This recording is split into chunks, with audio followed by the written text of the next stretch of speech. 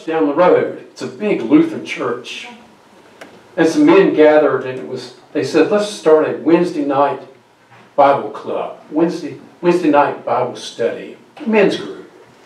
And they were all meeting on Wednesday night. One day the teacher said, what would you do if it was the last 4 weeks of your life? Well, Robin in the front row stood up and said, well, I would immediately go out into the street and start preaching God's word everywhere. Of course, everybody went, oh, yeah, way to go, way to go. And then Bill, sitting over here, said, I would go down to the rescue mission and help feed the people and minister to them. Oh, they all loved that idea. Well, then Carl, sitting in the back of the room, said, not me, I'd move in with my mother-in-law. Everybody was quiet. And the teacher said, Carl, why would you do that? And he said, because it would be the longest 4 weeks of my life. I know. I know. Here is our God moment or our God inspiration for today. Oftentimes, when Mother's Day and Father's Day comes, we always celebrate that and say, the kids are looking to us to set good examples. Well, it's not just Mother's Day and Father's Day, it's every day. Because we have to remember that we all are either aunts or uncles or brothers or sisters or mothers or fathers. And not just the 13 and 12-year-olds or 14-year-olds look at us, but the 20-year-olds and the 30-year-olds and the 40s, and even other people look at us. How we handle life. Do we handle life with integrity? Do we handle it with perseverance? Sometimes, as you know, we do make mistakes. How do we handle those mistakes in life? Remember Thomas Edison, when he was working trying to discover the light bulb, they said he had 1,000 failures before he hit upon the right idea and the right combination. Well, he didn't say that. He said he had 1,000 steps to his success. You see, people look at how we handle life's difficulties. And because we all are going to run into those difficulties. People look at how we handle the difficulties, how we handle the setbacks. That's what people look at. They don't remember everything we said, but the children and others remember how we handle things, whether we handle it with godliness and dignity. Thank you. Now, if you will, on the TV screen is our statement of being. And for those of you at home, I hope you can follow along with us as we read our statement of being. God is all, both invisible and visible. One presence, one mind, one power is all. This one that is all is perfect life, perfect love, and perfect substance. I am the interblessed expression of God, and am ever one with this perfect life, perfect love, and perfect substance. And now we'll hear from Joy. Oh, is that already now?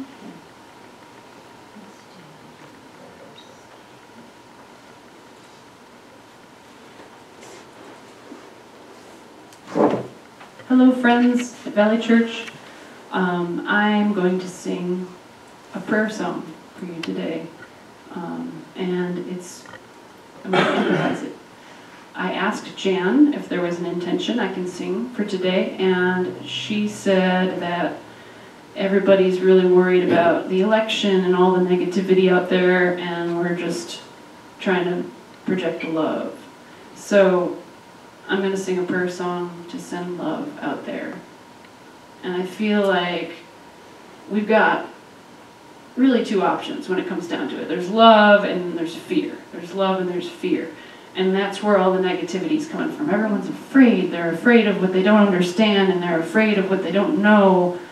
And we got to choose the love, and it's out there, and we just got to project it. So right now, I want you to take a deep breath with me.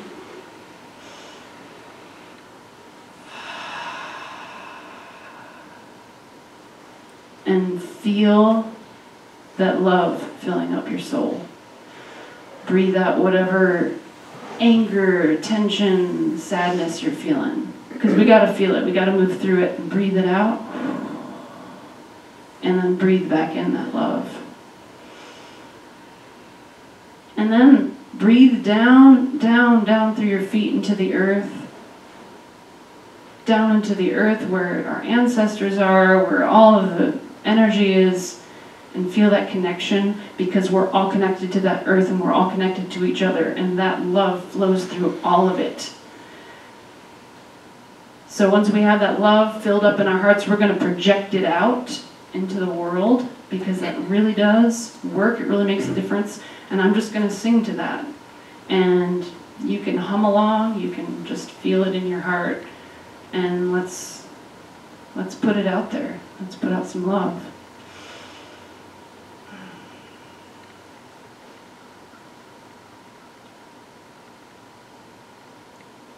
Oh, me. Oh, mama, my. Oh, maya, yamosha, meya, tomeya. Oh, my, monea, momo. Oh, my. Oh, my. Oh, my. Oh, mama, yeta, mama, oh, ma. Oh, mama, yeta. Oh, ma. Oh, mama, yeta. Oh, ma. Oh, mama, yeta. Oh, ma. Oh, mama, oh, ma, gayo maya di. Oh, mama, baya bombay. Samana, oh, mama, oh, mama, why? Oh, mama, oh, mama, why? Oh, mama, oh, gonna spread that love. Oh, mama, I'm gonna take it in my heart and send it out to the world. Oh, ma. Oh, mama, oh, ma. Oh, mama, oh, ma. Oh, mama, oh, ma. Oh, mama,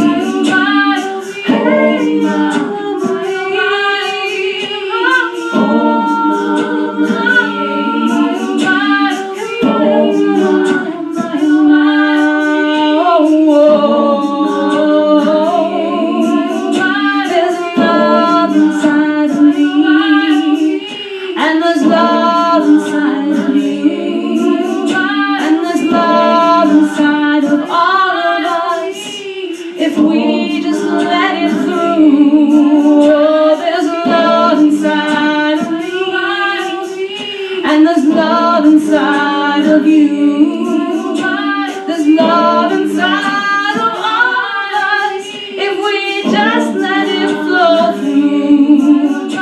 Oh, there's love inside of me, and there's love inside of you. There's love inside of all of us if we let it flow through. There's love inside of me. There's love inside of you.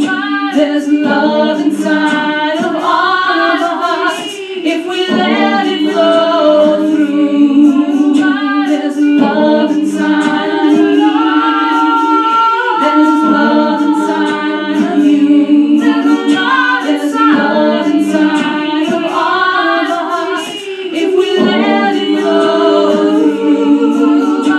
There's love inside of me. There's love inside of you. There's love inside of all of us if we let it flow through. There's love inside of me. There's love inside of you.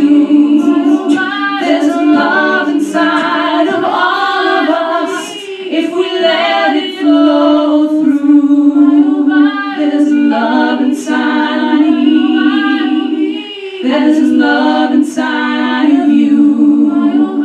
There's love inside of all of us if we let it flow through. There's love inside of me. There's love inside of you. There's love inside of all of us if we let it flow through. There's love inside of me. There's love inside of you. There's love inside of all of us if we let it flow through.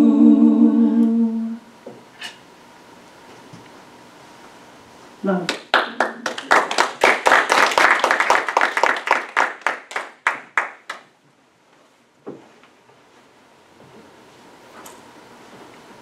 Now is the time we do our healing meditation. And if you're at home, I invite you to, where you are, to just get very comfortable. And as Joy just told us, breathe in.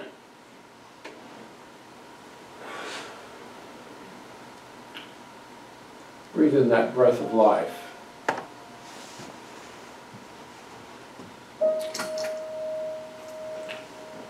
I was reminded of these words this morning. Have thy own way, Lord.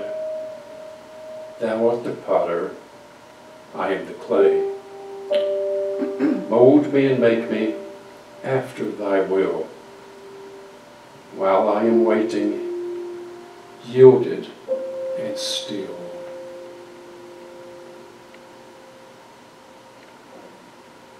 The great works are done as we're yielded and still.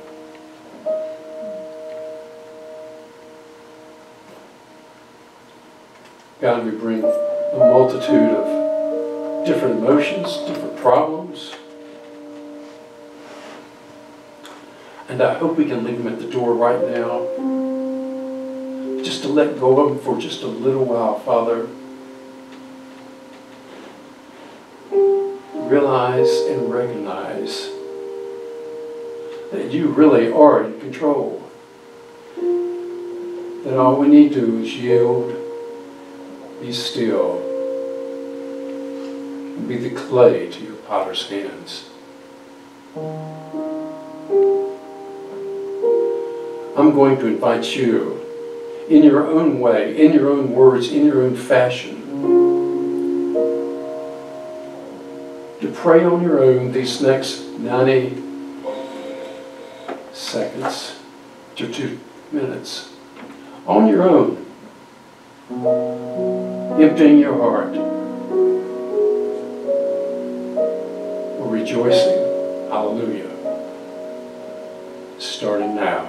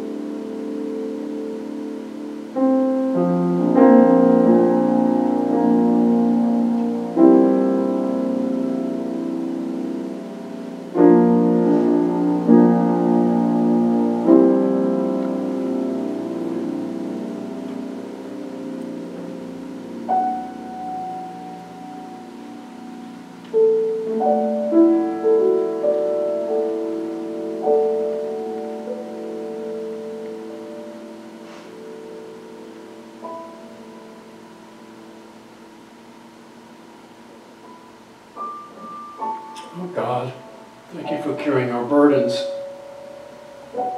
Thank you that we can come to you in faith and trust and hope. Thank you for the answers, the support, the strength.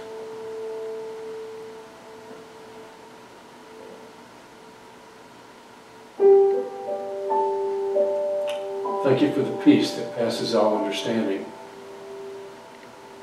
And the promise that you have made to us, I will give you peace. And it is so. Amen. Now as we're in a prayerful mood, will you recite with me the Aramaic, I'm sorry, it's not Aramaic, the Nora, Lord's Prayer. Our Father who is in heaven, your name is sacred, your kingdom has come. Your will is throughout the earth, even as it is throughout the universe. You give us our needful bread from day to day, and you forgive us our offenses, even as we forgive our offenders. And you let us not enter into materialism, but you separate us from error, because yours are the kingdom, the power, the song and praise, from all ages, throughout all ages, sealed in faith, trust, and truth. Amen.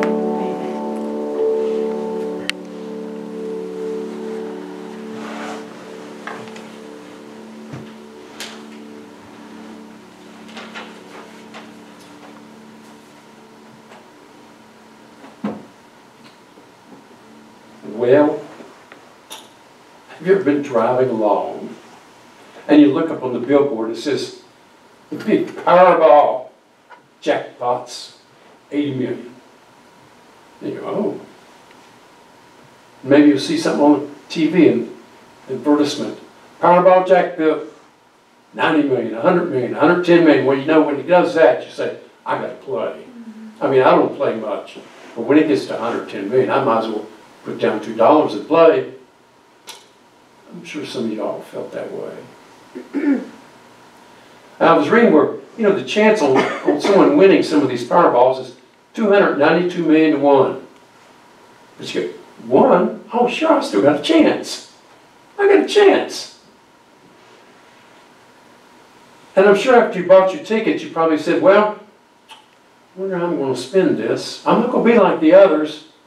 I'm not going to go out and buy that 18,000 square foot house. I'm not going to do it with a big boat for the lake. I'm kind of comfortable where I'm at. I'll give some to the church, maybe give to a relative, or sister or brother. I'll help them out.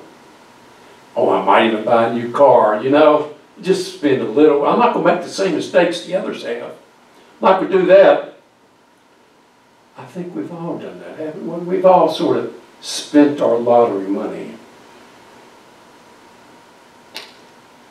Well, I'm going to tell you today how you can win the lottery in the Bible. How can you win the lottery in the Bible? Let's go to the synoptic books in the Bible, Matthew, Mark, and Luke. And let's primarily look at Mark, because Mark details more about the same happenings than Matthew and Luke. And if we turn to Mark 5, we're going to start there. This is where Jairus, who is an official at the synagogue in Capernaum. Well, let me talk about Capernaum for just a second. You know, we have the Sea of Galilee right here. Capernaum is the fishing village right at the north of it, almost on the banks of it. And I did look, the weather, what is the weather in Capernaum like? I was wondering, how was it in the Jesus days, the biblical days? Well, it sits at the bottom of the mountain range of the Galilean mountain, and there are warm springs that bubble up around there, and there's a soft breeze that blows down, and Capernaum sits 700 feet below sea level, and it says that the temperature year-round is very pleasant. So Jesus could teach even in the winter. People could gather around, and he could teach even in the winter. So Jesus made Capernaum his sort of home base. Matter of fact, the name for Capernaum sometimes is called his city. So we know where Capernaum is now. And Jairus, he was an official in the synagogue, which was in Capernaum. And Jairus' daughter was dying. She was very, very sick. And Jairus, being a Jew, being a Pharisee, this is a little bit out of character, but he rushed to find Jesus. I need some help with my daughter. I need help now. This is serious. My daughter's sick. She's 12 years old. She's sick. What am I going to do? And he heard that Jesus was speaking on the Sea of Galilee. Well, the Sea of Galilee, we know really is a freshwater lake. 13 miles long, 8 miles wide. So Jesus had been on the other side and was coming back to this side. And Jairus was waiting at the beachhead. There was a throng of people waiting there. Everywhere Jesus went, there were hordes of people. But I'm sure they let him through because Jairus was, after all, an official in that area. So the crowd probably did part for him as he walked up and said, Jesus, I need your help. My daughter's dying. And Jesus knew who he was. Because Jesus said, okay, I'll go with you. Let's go to your house. So off they went together, walking towards the house of Jairus in Capernaum. And then it happened. Then it happened in Mark 5. The lady, she's been sick. She'd been ill with a blood disorder for 12 years. She'd been shunned by everyone else. She was considered unclean. I don't know if she had open sores on her. She had a blood disorder. I don't know if she had an odor about her body, because dried blood doesn't smell good, especially after 12 years. But she was shunned. She wasn't invited around other people. This lady had been put aside. And it says in the Bible that she had spent all of her money going to all the doctors and could not get well. And she heard Jesus was coming. And she thought, this is my chance. This is my chance. If I could just touch Jesus, I'll be healed. If I can just touch him, I'll be healed. Well, there was a crowd following Jairus and Jesus up to the house of Jairus. I'm sure they were walking along. Many had sandals on, some maybe barefooted.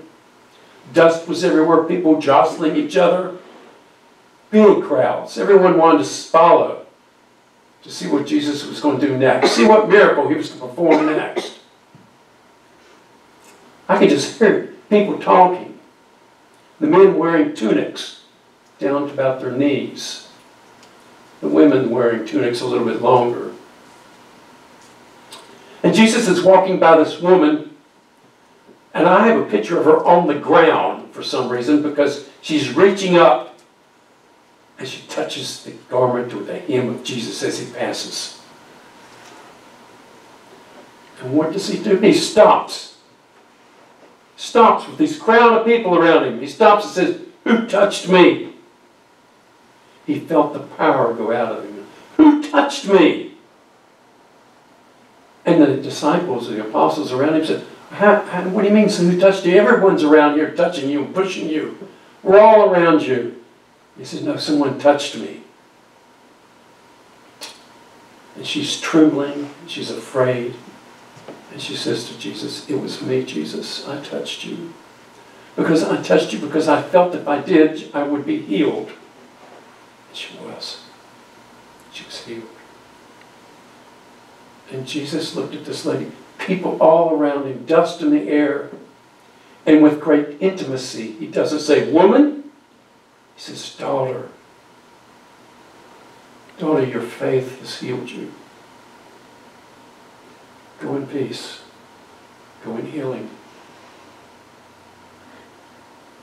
Your faith has healed you. She won the lottery, didn't she? She won the lottery. With Jairus, I'm sure he was upset at this. See, he wanted to get to his daughter quick. And we had this woman holding things up. So I'm certainly he wasn't too happy about all this. But Jesus said, come on, we'll continue on. And as they were getting closer to the house of Jairus, people ran out and said, there's no need in going now. Your daughter's dead. No need taking the time up, Jesus' time up right now. Your daughter's already dead. And Jesus answers us and says, no, she's just sleeping. Have faith, Jairus.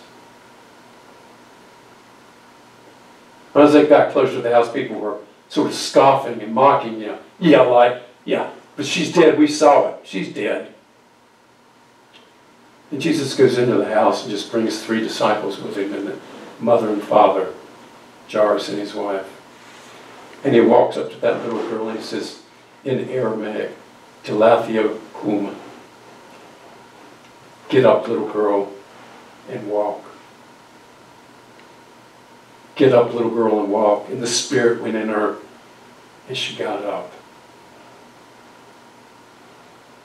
His faith in Jesus had brought his daughter back.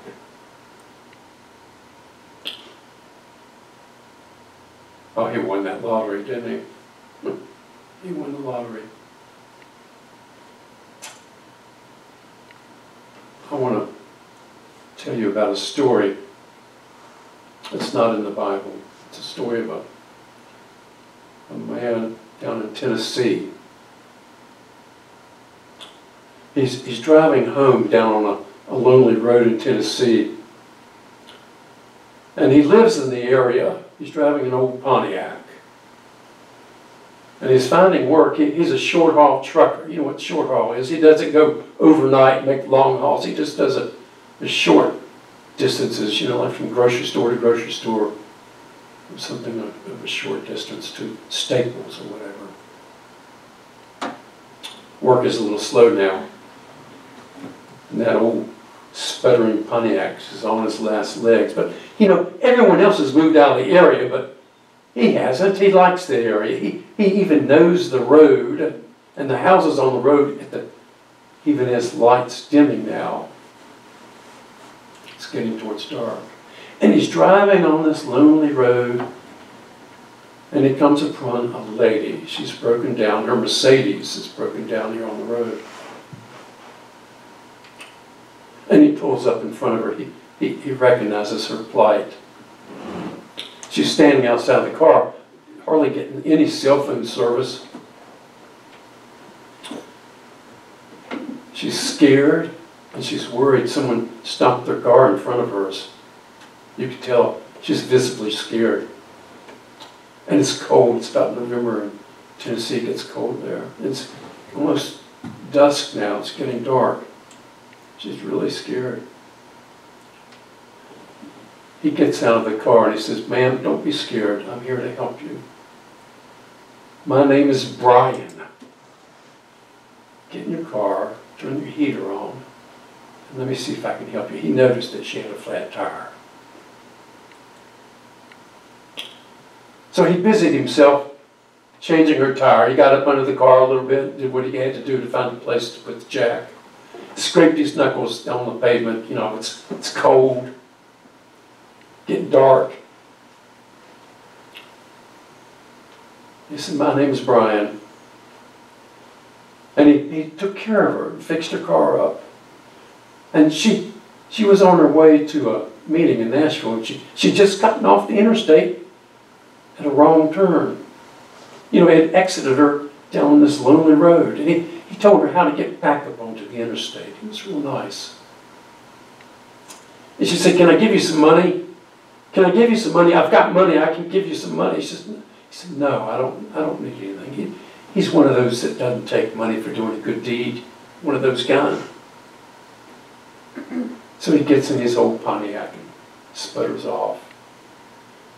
She starts her Mercedes up and she's going down the road. Just before she's supposed to get back up on the interstate, she sees the little diner there. A hot cup of coffee.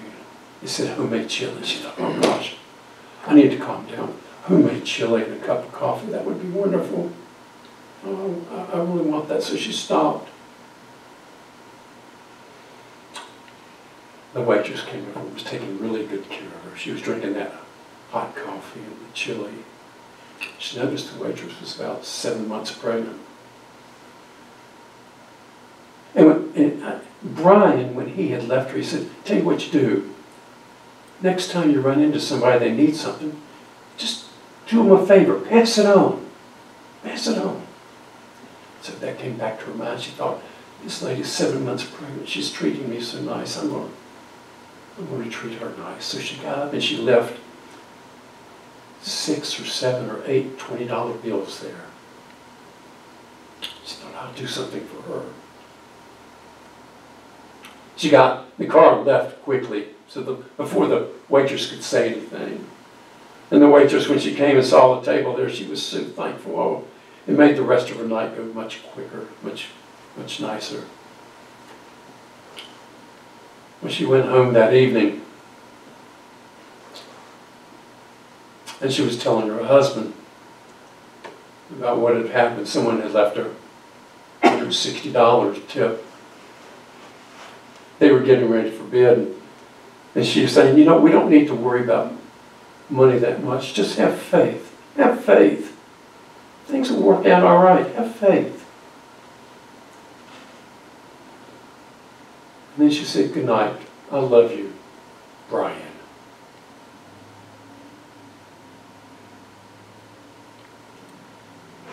The karma had come back. The family was given money. Have faith. Faith.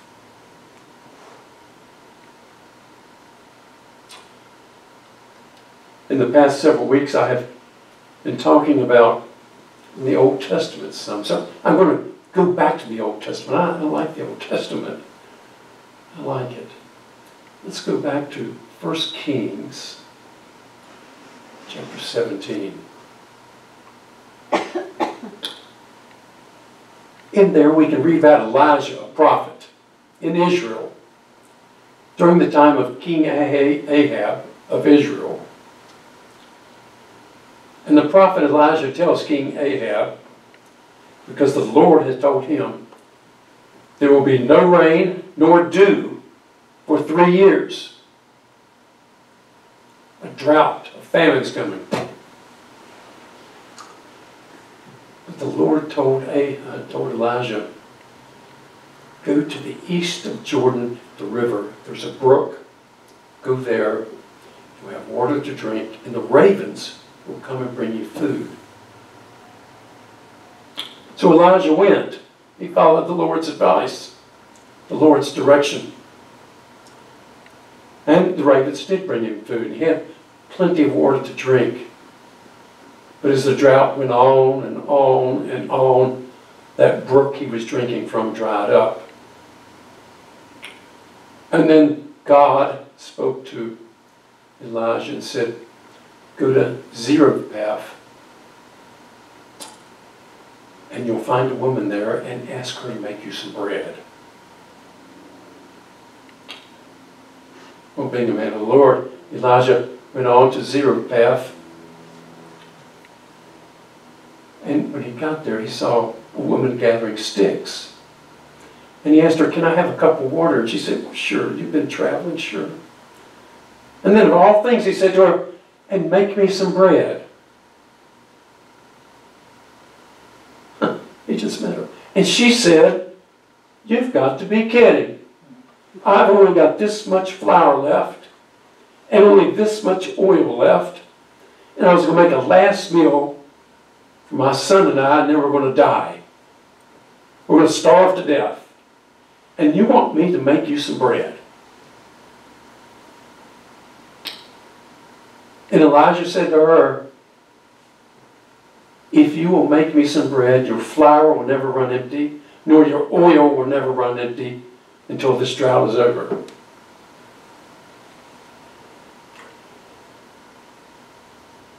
She had the faith to listen to a man she did not know and did this for him. She made him some bread. He took a meal. And indeed, her flour never ran dry, nor her oil never ran below in the bucket. And she said, you know, you're a man of the Lord, I know that. And then later, her son, the one she was talking about, became very ill and died. And she said to Elijah, why did you come to my household to bring all this on me? God is judging me for my sins. My son is dying. Well, we don't believe in sins here, we know that. My son is dying. And Elijah picked the boy up, went up to the upper room, laid down beside him 3 times. 3 in the Bible we know means completeness or wholesomeness. And then said, Spirit, enter the boy.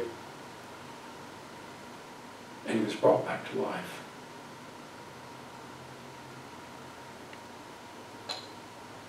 The faith of this woman making bread, the faith of this woman trusting Elijah to bring her son back from the dead.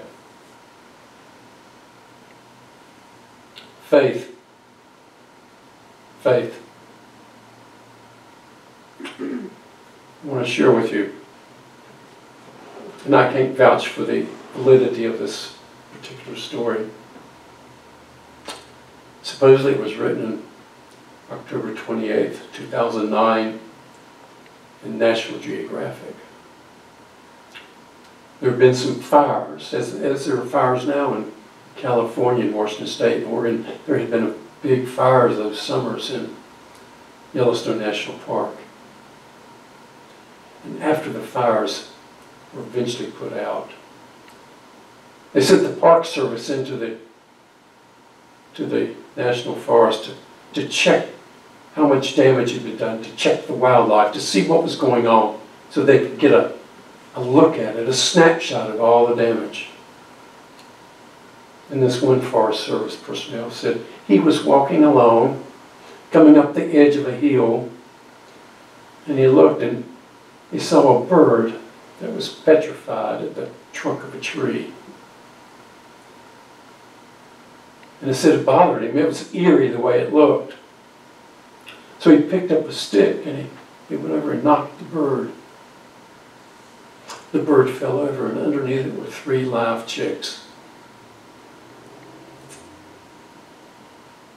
And he speculated that that mother bird maybe took him out of the nest because she knew the poisonous gases and the smoke would be rising.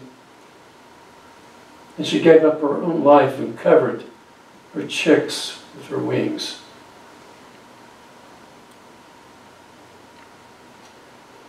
I'll take you to Psalm 91:4. God, He will cover us with His wings. He will shield us.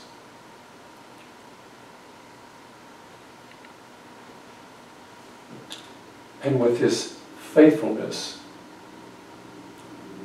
we are His shield. He gives us a shield, and He gives us our rampart.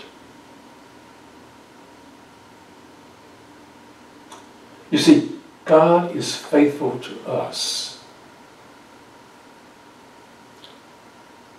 All it requires out of us, all that's required to transform your life, my life, all that's required to make a difference in your life, to maybe make your home life better, to make your life go more smooth, to make yourself grow more. All that's required of us is to reach, and touch that fabric of God's love. Will you go within with me?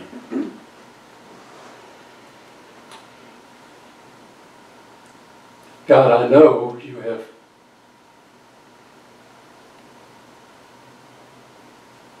provided your wings as safety for us.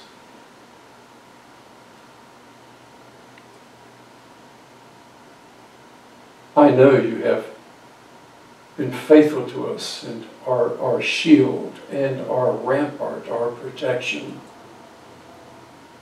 Father, if we just learn one thing, let us learn to reach out in faith. Reach out. Just as the lady did on the road.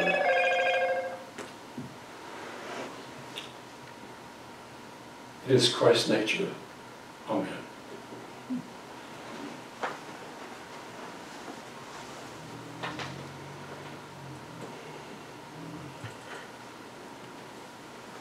This song is called Go With the Flow. And it came to me and my friend. We were outside singing in the trees like we do every morning. My friend Katie. And we started singing this together. It just came to us. And I keep singing it because it's very resonant with me right now. And it's about change and growing. We don't like change. We want to resist. We don't like things to change. It's uncomfortable. But we have to, because things aren't working the way they are right now. That's the only way we're going to move forward. And when we sing in the trees, we just see that everywhere in nature. Nature knows that. We got to change. That's the only way we grow. And nature, all the plants and the animals, they're so strong. The grasses, they grow through the cracks in the pavement. Even though it's pavement, it's not strong enough for the grass. The grass still grows through it. So this is about going with the flow and growing. And that's how we're going to get through this. We're going to get through this change, and we're going to make new change, new positive change.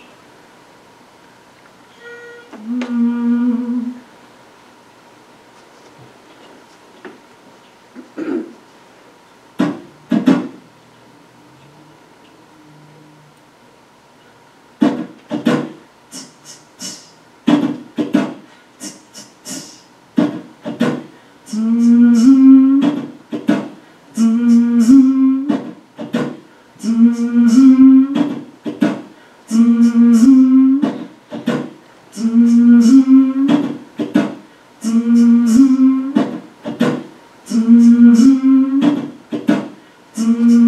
gotta go with the flow and then grow. You gotta go with the flow and then grow. 'Cause you never know when it's fast or slow, when it's high or low, or which way it will go. You gotta go with the flow and then grow. You gotta go with the flow, then grow. 'Cause you never know when it's fast or slow, when it's high or low, or which way it will go. You gotta go with the flow, then grow. You gotta go with the flow, then grow. 'Cause you never know when it's fast or slow, when it's high or low, or which way it will go. You gotta go with the flow, then grow. You gotta go with the flow, then grow. Go with the flow, 'cause you never know when it's fast or slow. Go with when it's high or low, or which way it will go. Go with you gotta go with the flow, then grow. Go with you gotta go with the flow, then grow. Go with 'cause you never know when it's fast or slow. Go with when it's high or low, or which way it will go. Go with you gotta go with the flow, then grow. Go with you gotta go with the flow, then grow. Go with 'cause you never know when it's fast or slow. Go with when it's high or low, or which way it will go.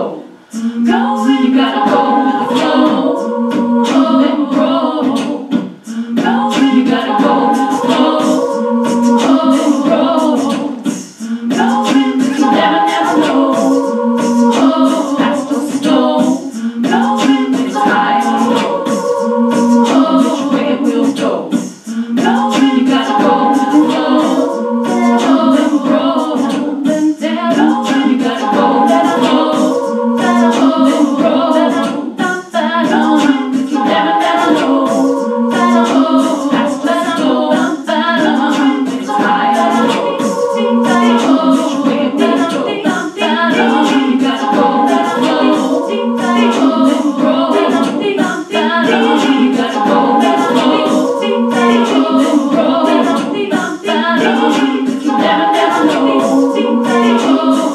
You gotta go with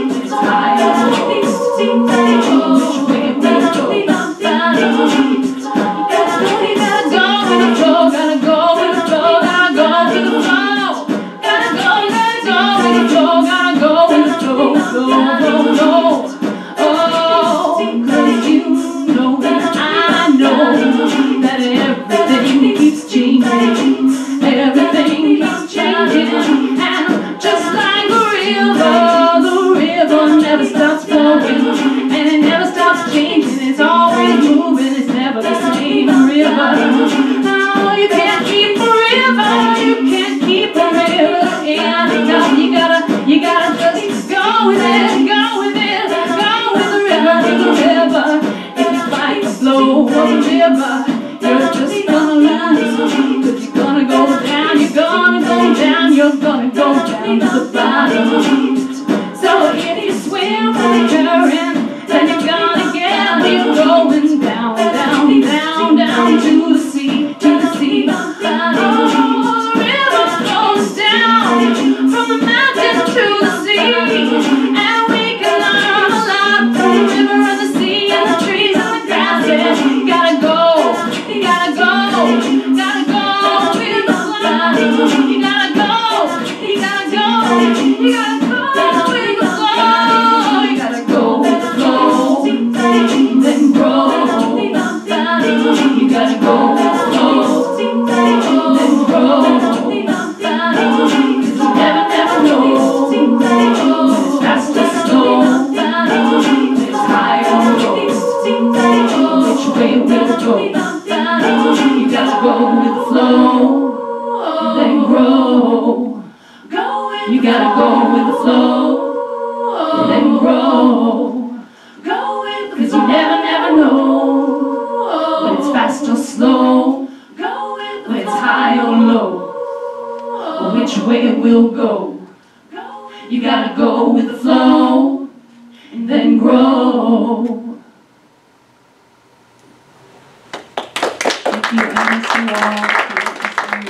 Listen again, and keep spreading the love. Thank you. Well, that's a joy, isn't it? Now is the time in our service where we say the blessings of the gifts. We've been given much, and we need to give back some. This is how we keep our lights on, how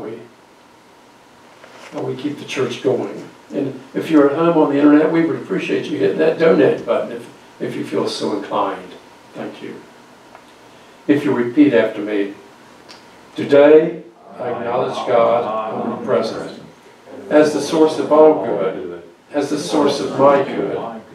With this acknowledgement, I accept His will, which is abundance in every aspect of my life. I release all thoughts of lack and limitation, and I am open and receptive to the increased flow of abundance to me right now. I joyfully accept the gifts of life and give freely of the special gift that I am. Through me, God omnipresent blesses and multiplies this gift for all. Thank you, dear God. Jane, you have a few? Yes, sir, hold on. Okay. Hold on.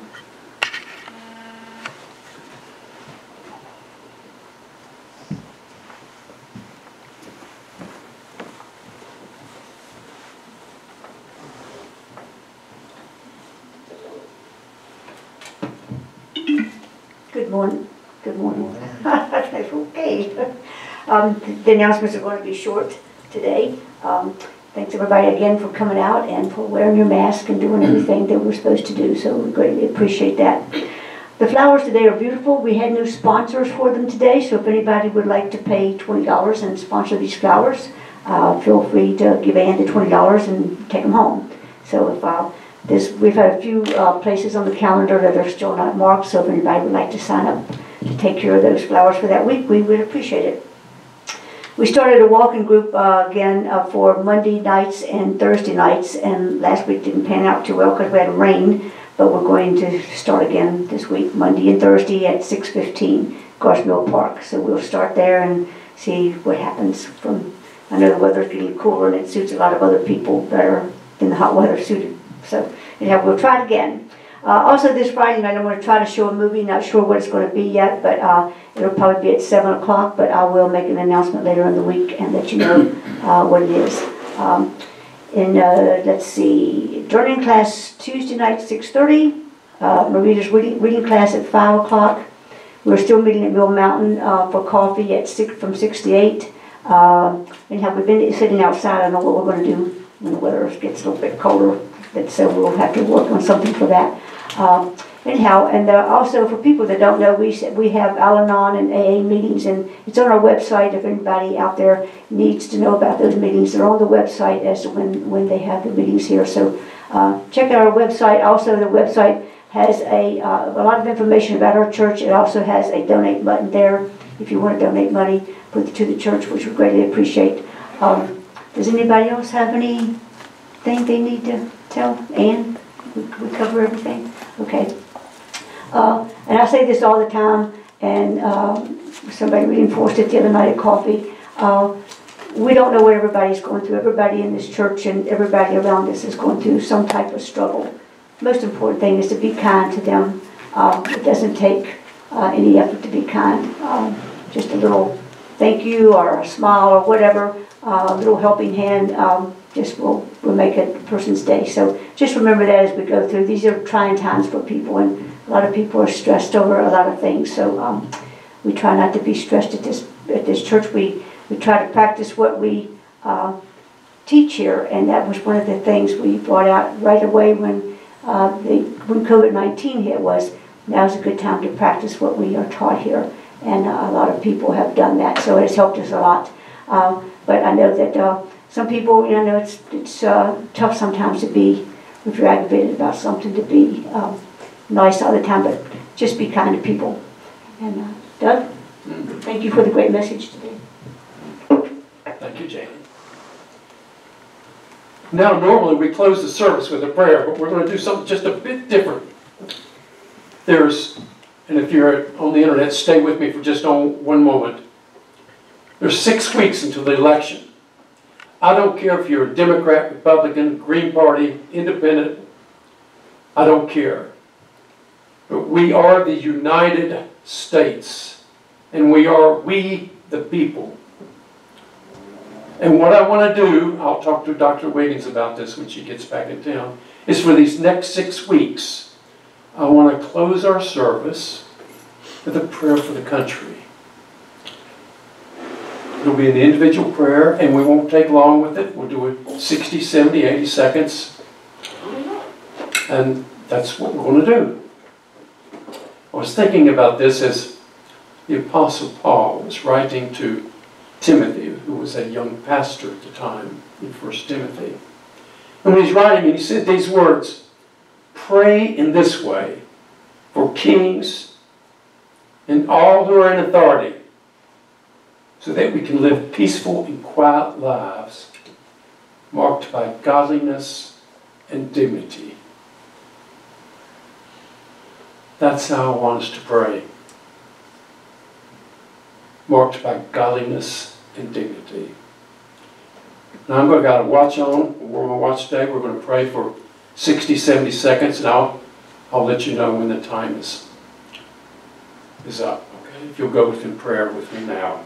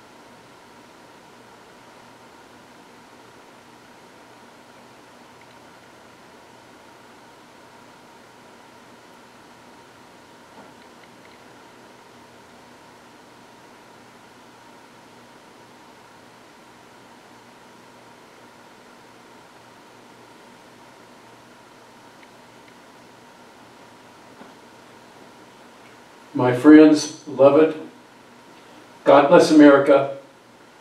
Go in peace. Thank you.